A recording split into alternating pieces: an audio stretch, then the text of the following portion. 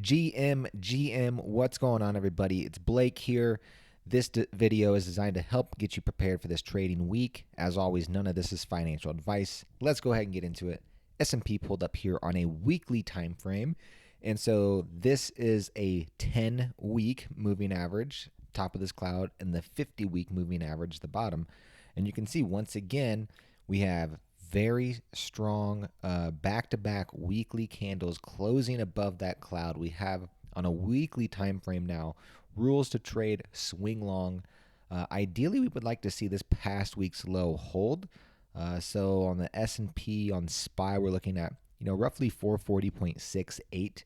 If we take out last week's low, we do technically have a little bit of support just below it, but ideally we'd like to see this level hold in order to see some more continuation. So weekly time frame on the S&P does look very constructive. You can see I have an alert here above 458.12 on SPY is price strength confirmation for me, and we would likely come back and test a Fibonacci retracement. That's we're going to go and take a look at here in the daily time frame. So let's go ahead and take a look at the daily. And one of the things that I had mentioned last week was, the possibility of, thinking in probabilistic outcomes. And I had mentioned that, either, ideally we'd like to see a bull flag above this cloud and breakout, which is exactly what we got this week. So we have, multiple, 3-4 day bull flag consolidation. And then Friday broke out above this consolidation range, closing near one of our fib retracements. So I had mentioned this above the monthly, this 458.12, was a double top. If we get above that, very high probability that we do come and check this 465. So that's what I'll be looking for. If this does happen, we could see potentially a grind into, quarter end, year-end, quarter end markups, window dressing. Fund managers want to show that they're, performing well. So wouldn't surprise me one bit. So the S&P does look really constructive, and, we would likely take a bigger position in the S&P this week. I think things do look really constructive. So let's move things over to clean things up a little bit. Let's take a look at the Nasdaq. You guys know I love to trade tech, and this is looking really constructive as well. So this is, bull flagging, dribbling higher above this cloud. So I do like this price pattern on the Qs. Similarly, we would like to see price back above, really the 370 level on QQQ before we could see, feel confident with the strength of this uptrend. This is still, somewhat of a contained uptrend, simply because we have overhead resistance, the 200-day moving average on the Nasdaq. Now it's very great. It's great to see prices back above the cloud. That's one of the things that I was concerned with was, how do we face this 50-day, the top of this cloud? And yeah, so far bull flag breakout on the S&P, and the Nasdaq just continued to dribble higher. So technically bull flagging as well.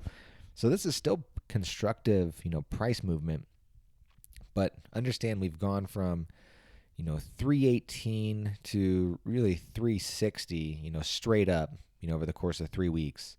So don't be surprised if we come back and maybe, test this 50-day again, which, in reality would just be a prolonged bull flag. And if we were to break higher, that'd be, much better price structure for me to go ahead and get longer. So keep a close eye on this 200-day moving average. Ideally, I would like to see price back above that before we start looking at getting, any type of leverage long. The S&P, you can see, actually did bull flag right at that 200-day and then broke out. So S&P, for the moment, stronger than the Nasdaq, which is why we're still fully allocated with equities into the S&P 500. As always, you guys know we have to take a look at crypto.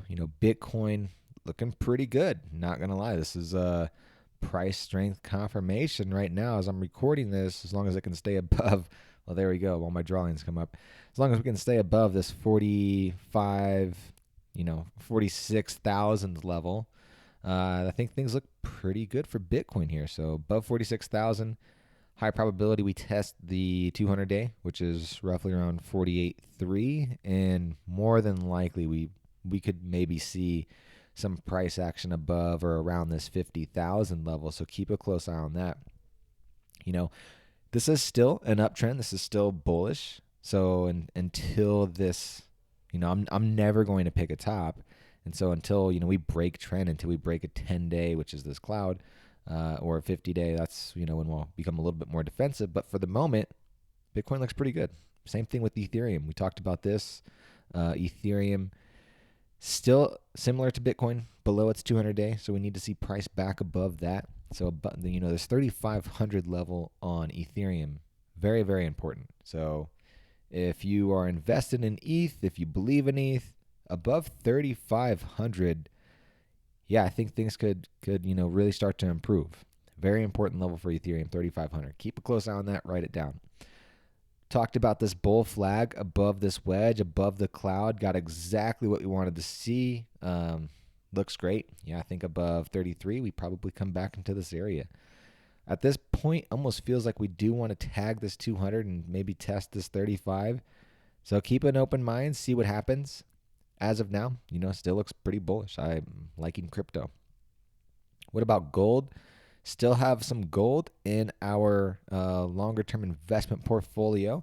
You can see some resistance. This 182.60, 1, 2, 3, 4, 5 days that it's touched this level. So very important level of interest.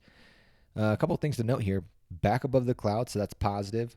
We've lost a lot of momentum, so I don't expect this type of move anymore, but I would expect some sort of like maybe consolidation, dribble sideways.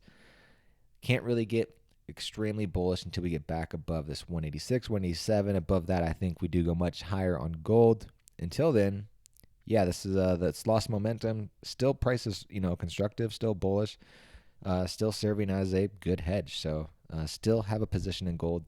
And, I'm still bullish on commodities as well. Speaking of commodities, XLE, energy continues to grind higher. Don't pick a top. We've traded this one. We've had some success. I probably pulled the trigger a little too early on our what was it? XOP? Yeah, XOP. So XOP, you can see we had entries back at 117. Adds up here. Had a violent pullback and then just an even more violent rip. So longer term, let's zoom out and see what is really possible here. So you can see we still have a long way to go to get back to the 2018 high. That's roughly 178, 2018 high. Then if we want to go back to, talking 2013 levels, 333. So still a long ways to go. This has been a sector that was beaten down for a really long time. And I think, commodities in general have kind of a bullish backdrop, and specifically energy and oil. So keep a close eye on these. I'm sure there'll be some of these names that pop up on our playbook this week. But I really I'm seeing things improve here across the board. So keep an open mind. We're getting exactly what we had wanted to see from last week. We had talked about wanting to see a bull flag and then a break higher. That's exactly what we got on the S&P. This is going to be a very important level here. So this 457, this 458 area, very, very important. I'll definitely be keeping a close eye on, keeping everybody informed on Telegram. But like I've said, we've been long this uptrend. Had rules to get long on the 16th. You should have gotten long the 17th. If you didn't, you're not following the methodology. And then multiple days to scale and get paid. Put your stop back at your entry. And you're sitting back and you're cruising and you're chilling. Right? So this has been a very nice uptrend. Those of you that waited all of this, congratulations. You've been rewarded, I'm sure handsomely if you followed our methodology. And now it's just a wait and see game. We've had this really big run. Don't be surprised if we consolidate. But like I said, this is the level I'm watching, this 457, 458 on the S&P. If we get there, it's going to be a very important level of interest. Crypto still is looking bullish, but still contained below the 200-day moving average. But until we break trend, I'm still going to stay long crypto. So that's all I got for you guys this week. Keep an open mind. I'll see you on the open on Monday. Take care.